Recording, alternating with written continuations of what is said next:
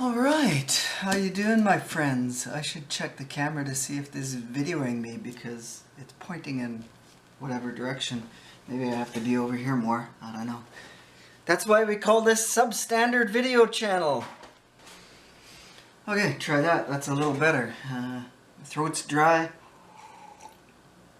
I don't want to be choking through this video. And today's video, I'm going to talk about a subject that's been going around with other YouTubers that I like watching, and that is, how did you get started into model building? And I really love how you guys talk about little things about your life like that, and the little stories. Find it cool. So I don't know, comment in my comment section if you guys like this stuff and if you want to see more of this as I scratch my nose. Anyhow, before I get into things, I picked up this. I did a video of this a little while back on going to the hobby shop. I picked this up at a hobby shop, one of my favorite ones here. I don't know, maybe I should do an unboxing on this because this fits a storyline. When I was a young kid, I used to see these kits and drool over them at the model shops and hobby shops, and I couldn't afford them back then. Yeah, 39 bucks here in Canada. That's actually not bad. Somewhere in the 40 range. So do you want to see an unboxing of this? It's pretty freaking cool. I've seen the unboxings reviewed on YouTube, but I've never seen this kit in person, so I'm considering doing that. Anyhow, see what I mean? My throat is, yeah. Which I should also ask you guys, would you guys like to see me go to the hobby shops and video there, what they have, pricing, da-da-da-da-da. If you're curious, comment, and I will, that way I can figure out how to do not substandard videos. Anyhow, enough blah blah blah. So how did I get into model building? Well, you know what? That car guy, that says it all. I'm a car guy. I've been that way for 57 years now. Wow, I'm getting up there in age, right? That's freaking crazy. Basically, my dad was a mechanic. My grandfather was a mechanic. They're into cars. My dad was into hot rods. My grandfather never really, but I learned from my dad, right? We all learned from maybe fathers or uncles or whoever, friends. But somehow we picked this up, and I picked it all up from my dad. So it was pretty natural for me to learn mechanicals and learn cars, being around it so much. And it's kind of funny, because I could barely speak, and not even in school yet, and my aunt is still telling this story to the day. She says, I was a funny kid. I was barely 3 years old. I didn't know anything. I couldn't talk about anything except cars, she says. I knew every freaking car, the year, everything, just by looking at it. She says, look, 55 Chevy. Oh, look, Mustang. Oh, 1966. Whatever, you know what I mean? She says it was so funny, and that's because my dad had a lot of books, manuals, Chilton, you might remember, Chilton repair manuals.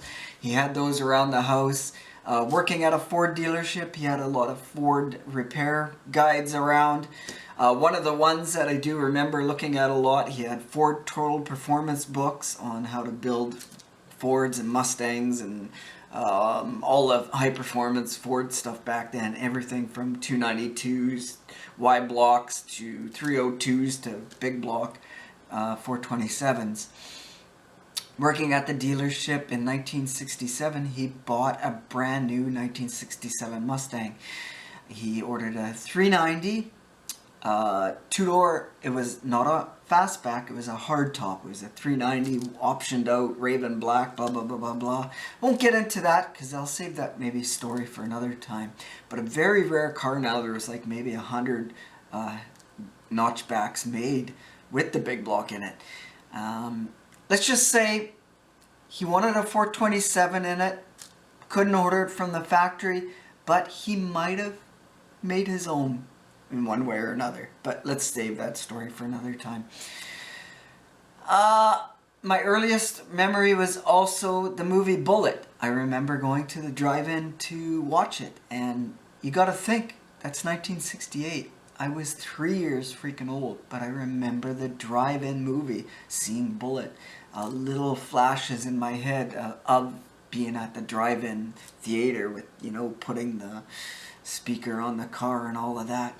I do have some memories of that Mustang too. He had it up to 1969, 1970-ish. And I remember going down the back roads. Here, it's flat, prairie, nothing. But some of the roads are on like this windy hills. So I remember him bombing along the hills, getting airborne, coming up over the crests. And me loving it, you know, like a kid, giggling because your stomach was all going like a roller coaster ride. Wee, wee, go again, you know. So I remember small things like that. And that's really where I got to the car guy thing, right? But yes, models. Look at, I've got multiple projects on the go here, and we'll get into that other videos again. But I first found models, or knew about models, when one of my cousins, older cousin, had a few model kits, and I clearly remember it. I'm probably about, burp away, 7 or 8 years old, probably 1972, 1973-ish. And going to his house, and he had his kits up in his bedroom, and looking at them in awe. Oh, how do you do this? Asking a lot of questions. I even remember the glue. It was a weird orangey glue, and it wouldn't. I think it was like maybe epoxy. He used epoxy on his glue kits. That's what it was. See, even talking to you guys, these memories are coming back, so that's pretty cool. And I remember the smell of the epoxies. I don't like those epoxies. You know what? Even to this day, I still use these glues. They work for me. I don't use any other glues. That and maybe this super crazy glue for quick tacking. But anyhow, yeah. The two kits that I remember the most he had was the Mustang one, the experimental one, or the research and development Mustang one that they came out with back in '63, I think it was, when they were developing the Mustang pony car. And I remember the kit he had it painted white. It was so freaking cool. I thought it was, almost like a Mustang, I thought. But the nose was pointy and different, and it had the stripe. And you know, one of the things I remember the most about that kit was the seats. They actually fold back seats on it. You could take, you know, to get into the back seat. Wow, it was so cool. I was amazed.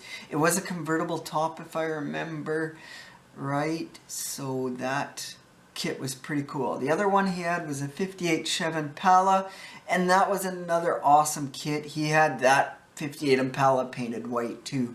Whether he was going with the American Graffiti thing or not, I'm not sure. I do remember the box, being in awe of the box. It was a gold Impala on the box cover, if I remember correctly, the original box cover. So yeah, some really freaking cool memories there.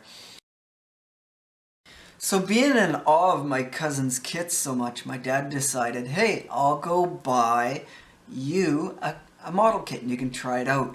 And my other cousin, same age as me, he bought him one too, so we both have one and put together. My cousin Bobby, we were really close. My cousin bought the Maverick, Johan Maverick, and I bought the Johan Comet because we wanted to be the same. So I remember his Maverick being that baby bluish. I see the color right there, actually, right there. Baby blue. Hold on, I gotta grab it. His Maverick was similar to this, kind of a baby bluish, and mine was beige. The Comet was beige, but I really loved the Maverick too. I thought they were both real cool kits. So we put them together, played with them, did whatever kids do back in those days. So that's some of the original memories. So I also remember the time that I bought my very first kit. I hate to admit this, but my grandma, I knew she had money, hidden money. She stashed it for emergency purposes, whatever. So I went. When they weren't home, I knew she wasn't home. I knew where the key was. I probably would have been 10 years old. Yeah, that would have been 1975. 1974, before we moved to a different town. So I went to her place, I got the money, and then I went and bought me and my cousin a model kit again. So the kit that I bought was the Petty 64 Belvedere. I love Petty, Richard Petty. Who doesn't love Richard Petty? So that was the kit I bought, and he bought the drag version of the 64 Polara. And I actually liked his Polara better than my kit. I remember his Polara being white, and I remember my Petty car being that Petty blue factory in the box color, whatever it was, you know, da-da-da-da-da. And yeah, I loved his Polara quite a lot. Some of the memories I have of us is going to, we had a bridge, but actually 12 blocks away. It'd be 12 blocks away on 18th Street. We lived on 6th Street. So I'm just deducting blah, blah, blah. Anyways, I'm getting too detailed. Me and my cousin going to the bridge. It's a pretty steep bridge for all the cars to go by on the main highway, freeway. And we would take our model kits and race them down the hill because they had those rain gutters. And we'd, you know, racing, see who would win. So cool, so much fun back then. Always breaking something, plastic axles, whatever, and trying to like put it all back together and glue them back together. And one of the funnest times was when we went to the creek. We thought, hey, why don't we grab some frogs on the way to the bridge and put the frogs in the car and let them race?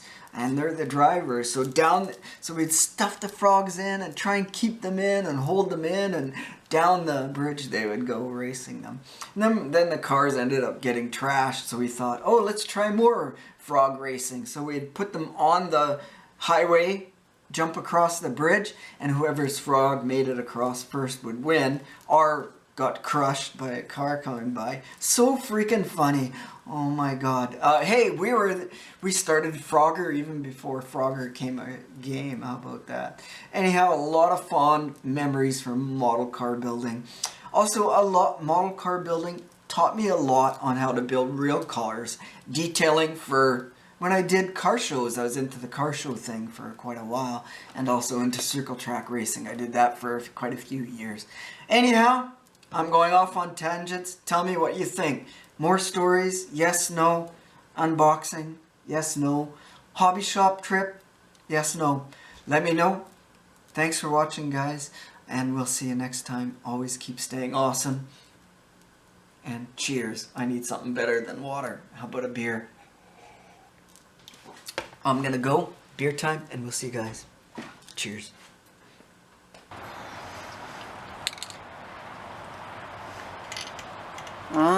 Chocolate coconut porter. Oh, damn, that's strong, but it is good. 6%. Yeah, it's a bit good enough. Anyhow, take a look at it. Yeah, I think it's a good day for only primer today. But hey, that's okay. Primer is a good thing. I don't have to worry about shine today.